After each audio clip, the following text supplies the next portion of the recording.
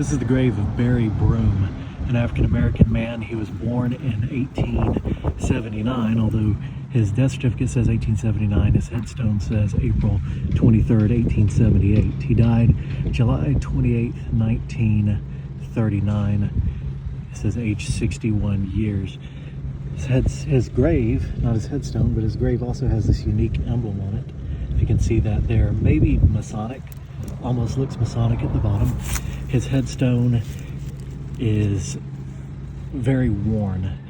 Concrete was very common to be used in African-American cemeteries, especially in this era.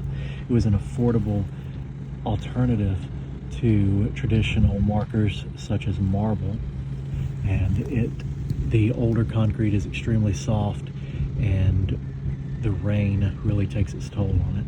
We're going to try some preservation work on this today. It says Broom died of insanity on his death certificate, and also a heart complication attributed to it. And I just noticed this, it almost looks like maybe it says Reverend. We're going to put some D2 on this and try to clean this up a little bit.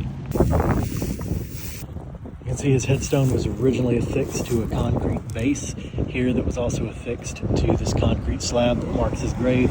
It's leaning really bad into the ground as the grave has collapsed. Alright, so I've got the D2 on this gravestone, and I also went ahead and brushed the face of it. Now normally I would not recommend brushing an old concrete marker because this concrete almost turns back to sand. In this case, this concrete down here is really solid. It's where the water's gotten into it and started eroding it here. So another thing that's very damaging to this concrete is going to be all this small little growth on it.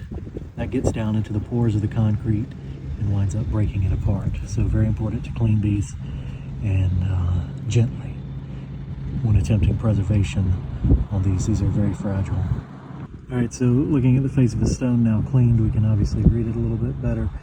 The D2 will keep working and get into that concrete and hopefully get all that growth out there. It does almost look like it says Reverend up there, Reverend Broom.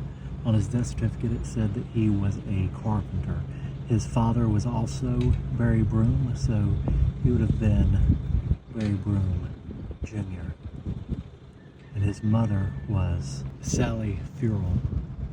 That's F-U-R-R-E-L-L. Now we can see that there's definitely a Masonic emblem at the bottom. And I'm still not sure what that is at top, but if you recognize it, leave me a comment.